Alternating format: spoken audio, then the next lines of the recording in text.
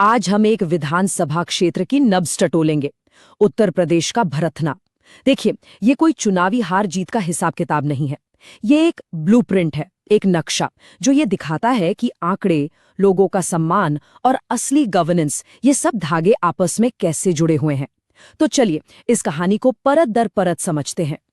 किसी भी सियासत को समझने की शुरुआत उसकी जमीन से होती है, वहां की मिट्टी को महसूस करने से, लोगों की धड़कन सुनने से। तो ये है भरथना, विधानसभा सीट नंबर 201। हमारी पड़ताल की पहली ईंट यहीं रखी जाएगी। अब जरा आंकड़ा देखिए, 4 लाख से ज्यादा वोटर। पर असली कहानी इस बड़े नंबर में नहीं, बल्कि जीत हार के फर्क में है।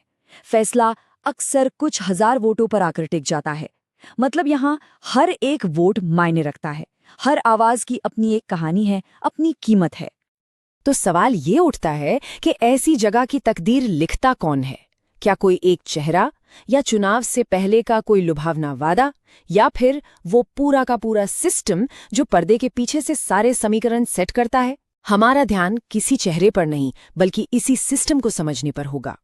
तो चलिए सबसे पहले जमीन पर उतरते हैं, भरथना की जमीनी हकीकत को समझते हैं। देखते हैं कि वो कौन सी आर्थिक और सामाजिक ताकतें हैं जो यहाँ लोगों की रोज की जिंदगी और आखिर में उनके वोट देने के फैसले को तय करती हैं। देखिए, यहाँ की अर्थव्यवस्था की रीढ़ तो खेती ही है। अनाज, दालें, तिलहन, ज्यादातर लोगों की आमदनी इन्हीं फसलों से आती है। इसके अलावा छोटे मोटे व्यापार और जो घर घर में चलने वाले उद्योग हैं, वो इस पूरे आर्थिक ताने बाने को सहारा देते हैं। खेत से मंडी तक का सफर हो या फिर पास के ईंट भट्टों में खटने वाले मजदूर, असल में इन्हीं लोगों की जिंदगी के उतार चढ़ाव यहाँ की सियासत का रुख तय करते हैं। ये एक ऐसी रिजर्व सीट है और ये बात यहाँ की राजनीति को समझने के लिए बहुत जरूरी है। कठेरिया और दोहरे इन उपजातियों का एक बड़ा वोट बैंक है, लेकिन कहानी यहीं खत्म नहीं होती। यादव और नॉन यादव ओबीसी वोट भी उतने ही अहम हैं। अक्सर वही नतीजों का रुख मोड़ देते हैं। तो जाहिर है, यहाँ जीत के लिए अलग अलग समुदायों को साधना, उनके बीच सही तालमेल बिठाना, ये सबसे बड़ी चुनौती है। सुनिए आवाज, ये किसी एक किसान की नहीं, ये इस मिट्टी की आवाज है। बीज का दाम तो हर साल चढ़ जाता है साहब, पर हमारी फसल का भाव वही का वही है। कैसे पालें अपने बच्चों को? अब ये सवाल किसी भी चुनावी गणित से बहुत बड़ा है। ये सवाल सीधा इंसान के सम्मान और उसके जीने के हक से जुड़ा है।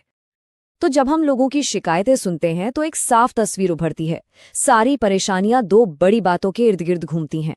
पहली, आर्थिक सुरक्षा, मतलब नौजवानों के लिए नौकरी नहीं है और जो सरकारी योजनाएं हैं उनका फायदा सही लोगों तक पहुंच नहीं रहा।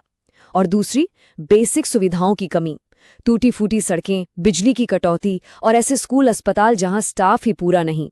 यही वो रोज के मुद्दे हैं जो यहां हार जीत तय करते हैं। और यहीं पर हमें रुककर सोचना होगा। हमारे संविधान की बुनियाद हर नागरिक के सम्मान पर टिकी है, अपनी बात कहने की आजादी पर, लेकिन जिम्मेदारी के साथ। एक नेता का पहला फर्ज है कि वो इन आवाजों को सुने, उनकी गरिमा को समझे और फिर समाधान की बात करे।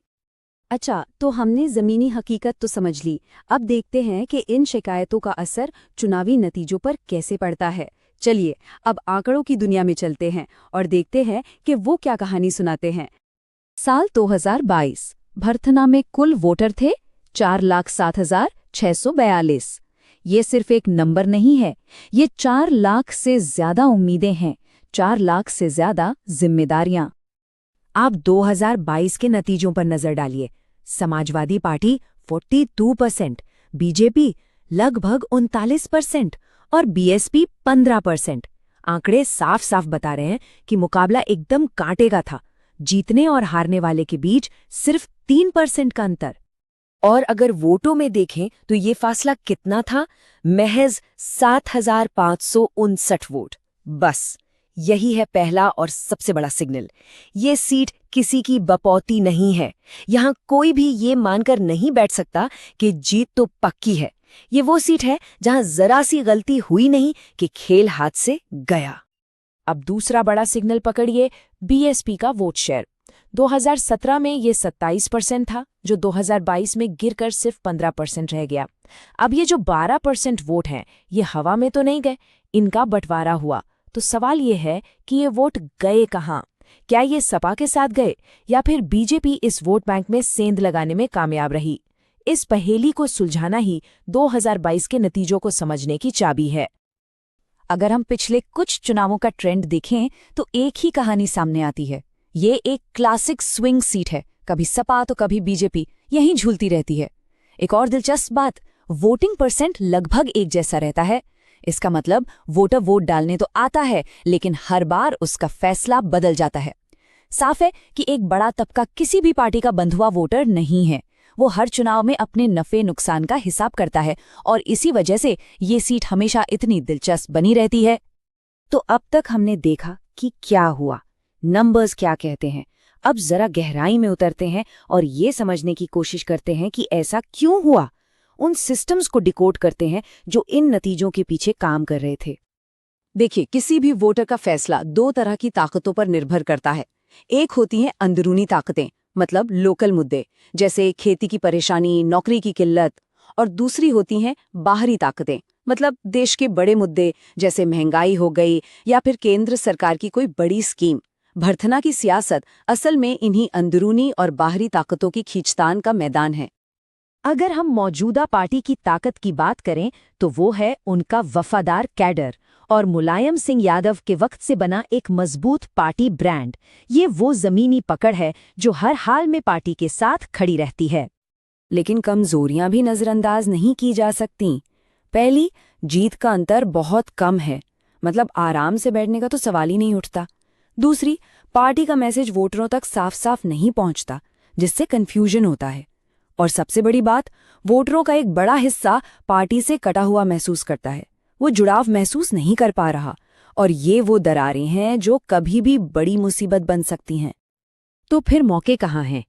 पहला और सबसे बड़ा मौका है युवा वोटर।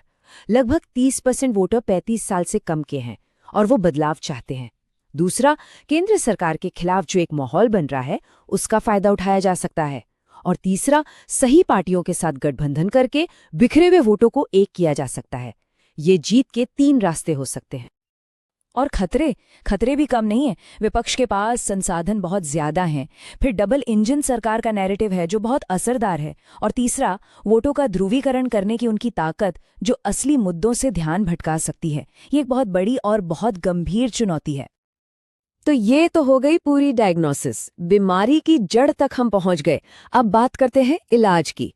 लोगों का भरोसा वापस जीतने के लिए, जनादेश हासिल करने के लिए एक साफ सुथरा ब्लूप्रिंट क्या हो सकता है। और यहाँ ये याद रखना जरूरी है कि किसी भी नागरिक का डेटा, उनकी निजी जानकारी बहुत संवेदनशील होती है। भारत का डेटा प्रोटेक्शन कानून हर व्यक्ति को अपनी जानकारी पर अधिकार देता है। एक अच्छी गवर्नेंस की पहचान यही है कि वो इस अधिकार का सम्मान करे और भरोसे की नींव पर काम करे। कोर मैसेज बिल्कुल साफ होना चाहिए, विकास प्लस सामाजिक न्याय। लेकिन सुनिए, ये सिर्फ एक नारा नहीं हो सकता। इसे एक गारंटी की तरह पेश करना होगा, एक पक्का वादा जिस पर लोग भरोसा कर सकें और वक्त आने पर जिसका हिसाब भी मांग सकें। और इसे लागू करने के लिए चाहिए एक डिसिप्लिन्ड 90 दिन का प्लान।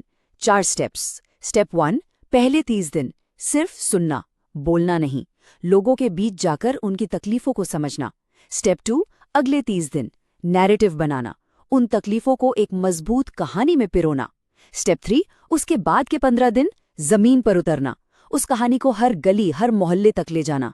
और स्टेप 4, आखिरी 15 दिन बूथ मैनेजमेंट, एक एक वोटर से संपर्क करके ये पक्का करना कि वो वोट डालने जरूर आए। और आखिर में मैं आपको एक सवाल के साथ छोड़ना चाहता हूँ। राजनीति का असली मकसद है क्या? सिर्फ एक चुनाव जीतना या फिर लोगों की सेवा करके शासन करने का हक कमाना? भरतना का भविष्य और शायद हमारे पूरे लोकतंत्र का भविष्य इसी एक सवाल के जवाब में छिपा है। ये बात सिर्फ एक सीट की नहीं बल्कि सियासत के मकसद की है। अगर आप भी इसी मकसद के साथ राजनीति करना चाहते हैं तो if you want to become a people centric leader and uplift your constituency, get in touch with blueprintstrategies.ai at mgr@blueprintstrategies.ai or call 080-420-41602. Purpose beyond politics.